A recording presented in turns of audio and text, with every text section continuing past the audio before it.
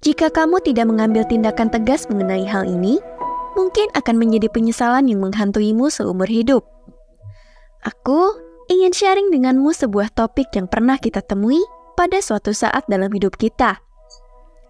Banyak orang terjebak dalam pekerjaan yang melemahkan jiwa mereka. Mereka sering berkata, "Orang-orang di sini bukanlah tipe saya.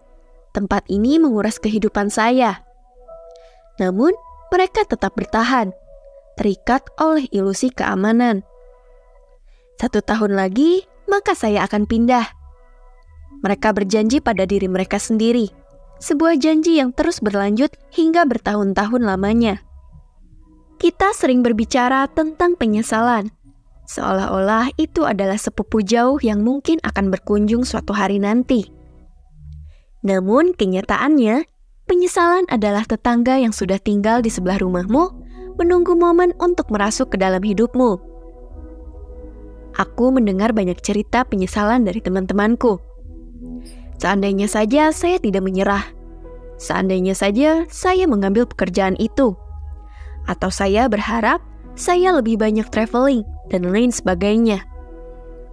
Namun, penyesalan yang paling dalam dan menghantui bukanlah tentang melakukan atau tidak melakukan sesuatu, melainkan tentang mengkhianati siapa dirimu. Banyak yang telat menyadari bahwa mereka telah menghabiskan hidup mereka untuk mewujudkan impian orang lain. Penyesalan karena tidak hidup sebagai diri mereka yang sebenarnya dan tidak mengikuti panggilan sejati mereka. Passion dan impian mereka menghantui mereka sepanjang masa. Kita manusia diciptakan untuk mencari kenyamanan dan keamanan. Pikiran kita akan berusaha sekuat tenaga untuk menghindari resiko, kesulitan, dan jalan yang tidak dikenal.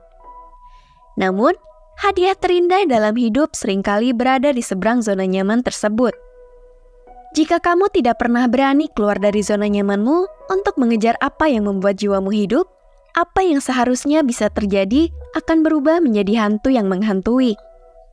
Hantu yang tidak membuatmu takut dengan penampilannya, tetapi dengan pesannya. Kamu bisa saja menjadi lebih dari ini. Izinkan aku berbagi kisah Ismi. Dia memiliki bakat alami dalam melukis. Ketika dia melukis, dia merasa seolah-olah alam semesta sedang menuntun tangannya. Namun, dia memilih pekerjaan yang aman di bidang pemasaran. Karena itulah yang disarankan oleh orang tuanya. Dan itu terlihat sebagai keputusan yang cerdas. 20 tahun kemudian, Ismi berhasil dengan baik dalam karirnya. Tetapi dia tidak merasa puas. Saat dia melihat ke kanvas sekarang, dia tidak melihat dunia yang penuh dengan kemungkinan. Tetapi sebuah gambaran yang menghantui tentang apa yang seharusnya terjadi. Aku tidak mengatakan ini sudah terlambat bagi Ismi. Tidak ada kata terlambat. Tetapi, mengapa membuang-buang waktu jika kamu tahu jauh di lubuk hati apa yang membuat jiwamu merasa hidup? Kejar itu.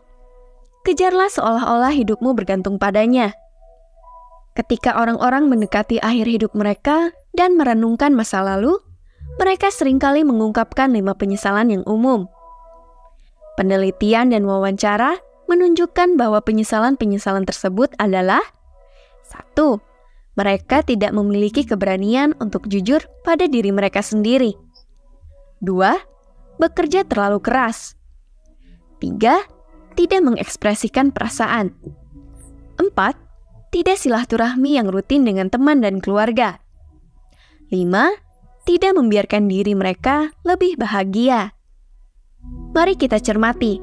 Sebagian besar penyesalan ini tidak ada hubungannya dengan resiko yang biasanya kita hindari. Malahan, ini tentang tidak mengambil resiko. Penyesalan ini adalah penyesalan karena tidak bertindak, bukan karena mengambil tindakan. Seringkali, penyesalan ini berasal dari 5 huruf. T, A, K, U, T. Takut. Jadi, bagaimana denganmu? Apakah kamu menjalani hidup sesuai aturanmu, atau apakah kamu tersandera oleh ketakutanmu? Di era sosial media di mana semua orang menyusun kisah hidup mereka agar terlihat sempurna, keaslian menjadi terancam punah. Kita menunjukkan identitas palsu kepada dunia bukan karena kita penipu, tapi seringkali karena kita tersesat.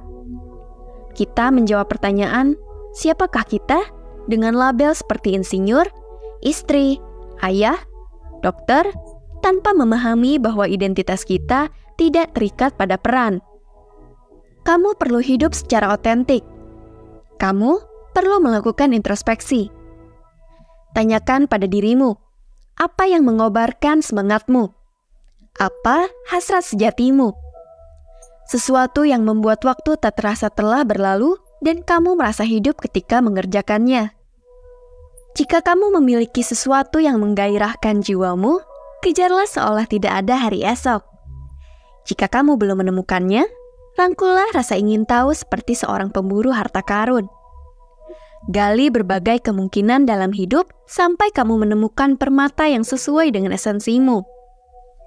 Seperti yang dikatakan Steve Jobs, pekerjaanmu akan mengisi sebagian besar hidupmu, dan satu-satunya cara untuk benar-benar puas adalah dengan melakukan pekerjaan besar sesuai dengan yang kamu yakini.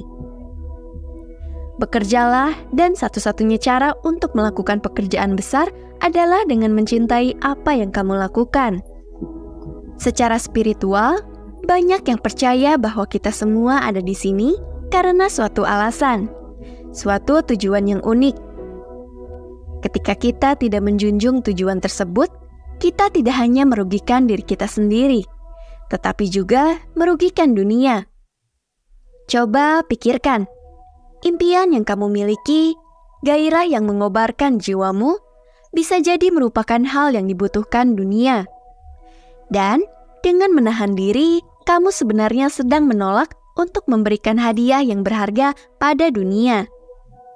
Jangan biarkan orang lain menulis naskahnya untukmu, karena ini hidupmu. Maka tulislah ceritamu sendiri. Biarkan warisanmu menjadi saya hidup jujur pada diri saya sendiri, daripada memiliki gaung penyesalan sebagai catatan akhir hidupmu. Waktu terus berjalan dan tidak menunggu siapapun. Manfaatkan momen-momenmu saat ini. Beranikan diri untuk menjadi pahlawan dalam kisah epikmu sendiri. Kisah di mana kamu hidup secara otentik, penuh keberanian dan sukacita. Bagaimanapun juga, ini adalah satu-satunya hidupmu yang berharga. Buatlah menjadi berarti. Sekarang, bagaimana cara kamu bisa mengubah ceritanya? Pertama, dengarkan suara hatimu, bukan suara-suara yang menyebutkan jutaan alasan mengapa sesuatu mungkin tidak akan berhasil. Tetapi, suara yang membuatmu merasa hidup ketika kamu bermimpi tentang suatu jalan tertentu. Terkadang, ini berupa bisikan. Terkadang, ini seperti api yang berkobar di dalam, yang selalu ada menunggumu untuk bertindak. Kedua, ambil langkah kecil tetapi lakukan secara konsisten. Kamu tidak perlu berhenti dari pekerjaanmu sekarang juga. Namun, kamu bisa menyiapkan perahu barumu sebagai pekerjaan sampingan.